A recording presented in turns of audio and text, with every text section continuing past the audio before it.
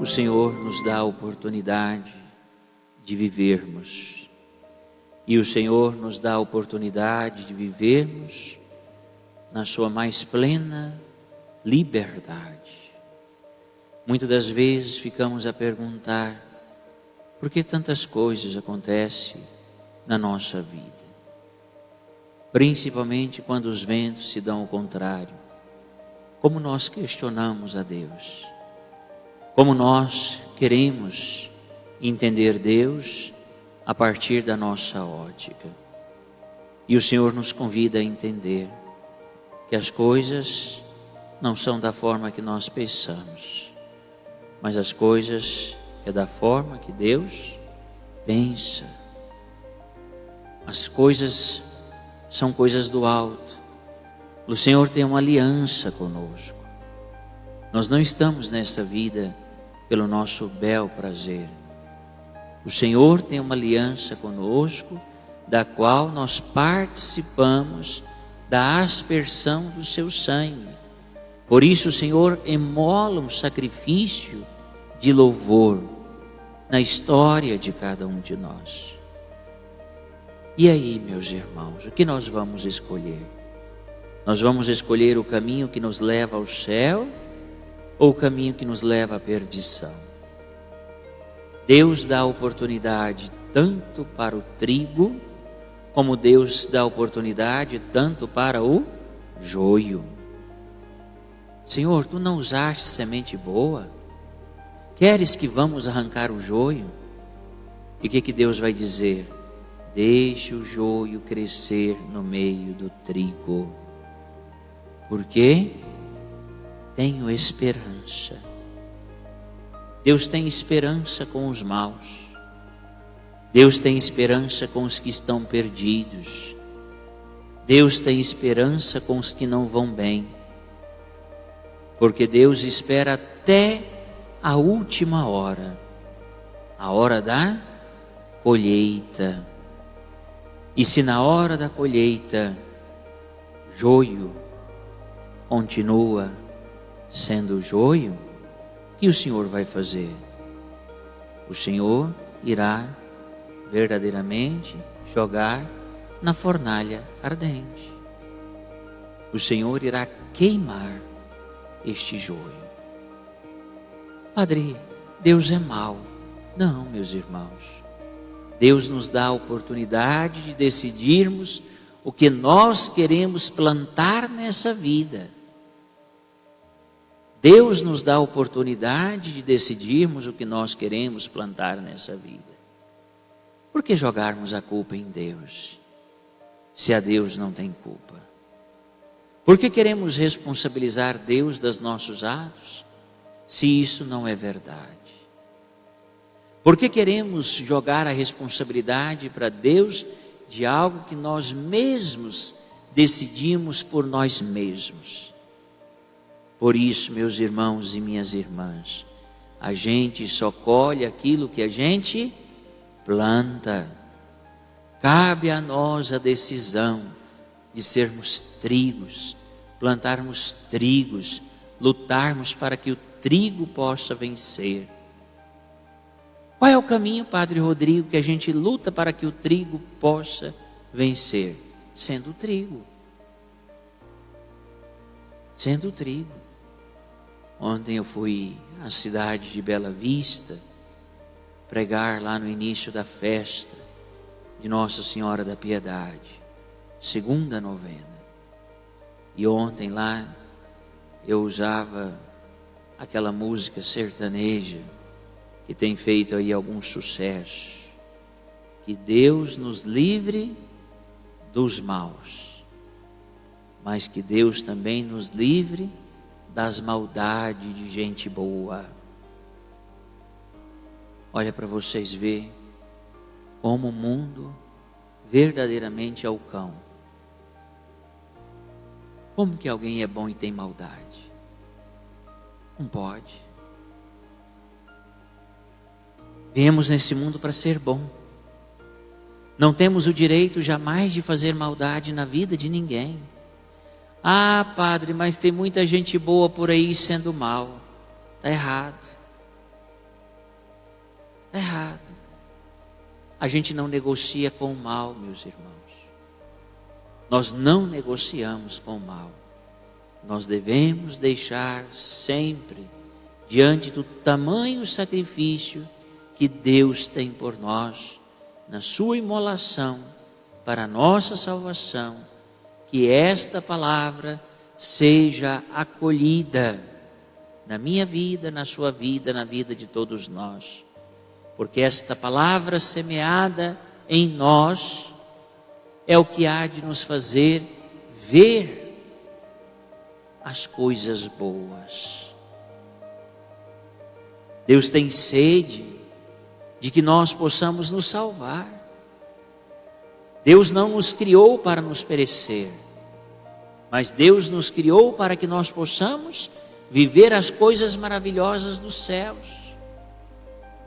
E não é depois que a gente morre, não. É aqui nesta vida. Por isso, meus irmãos e minhas irmãs, o bem precisa exalar na vida dos cristãos. Os cristãos precisam verdadeiramente ser pessoas do bem. Olha aí o que o Papa nos convoca para o dia de amanhã.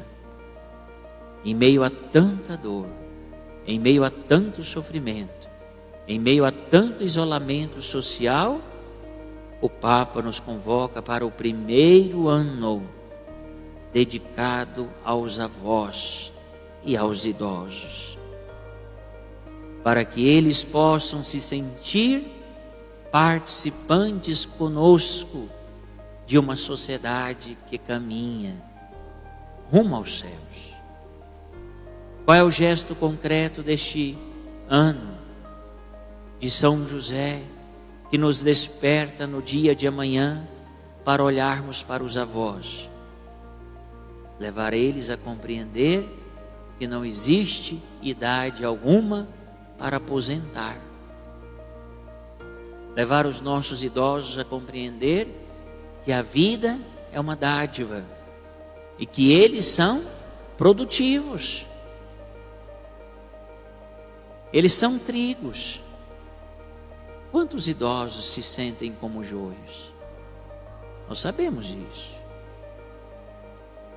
Quantos idosos se sentem como joios? Quantos idosos estão de braços cruzados esperando a morte chegar? Quantos idosos não conseguem mais ver o sentido da vida?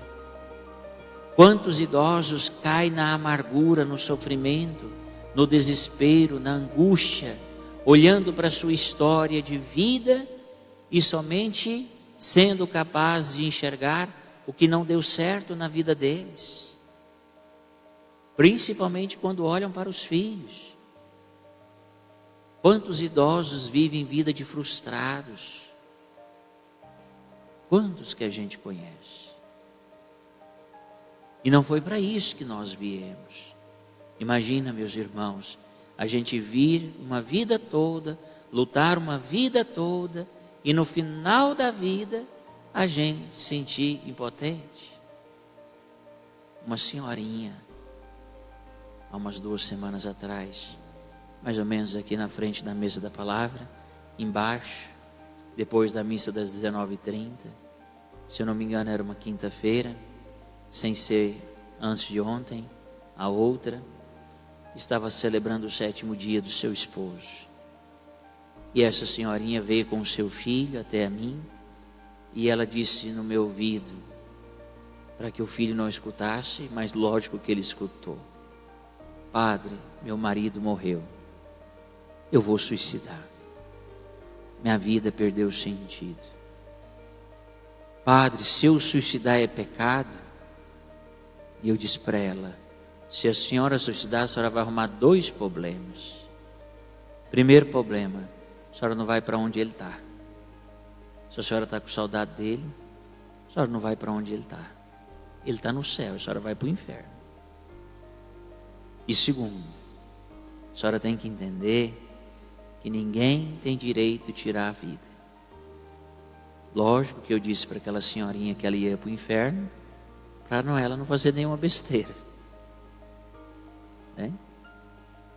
Mas imagina, meus irmãos, que dor viver uma vida inteira ao lado do seu esposo, no final da idade, idosa, totalmente carcomidinha, bem fragilzinha, pensar uma besteira dessa. Que sofrimento, que loucura, que desaponto. Por isso, meus irmãos e minhas irmãs, a gente tem que lutar, não podemos brincar. A vida cristã é uma luta, e é uma luta para o céu, mas a gente não luta sozinho. Por isso nós temos que entender a vida, e nesses momentos que nós estamos passando, nós sabemos quanto tem sido difícil para tantas das pessoas que amamos.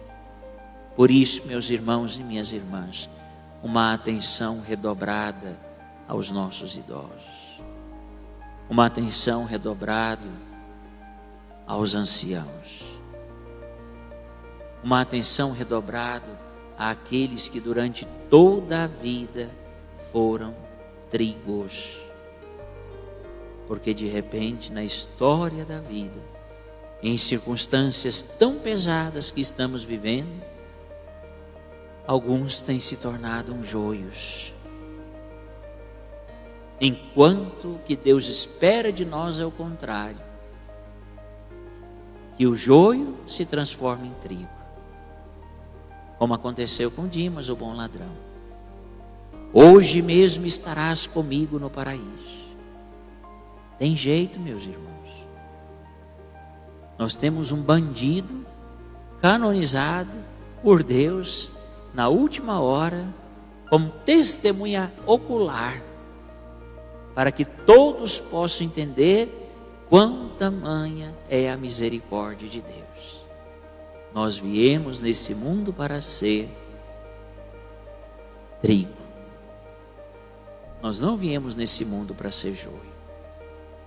E Deus nos dá todas as razões para que possamos produzir frutos 30, 60 e 100 por um.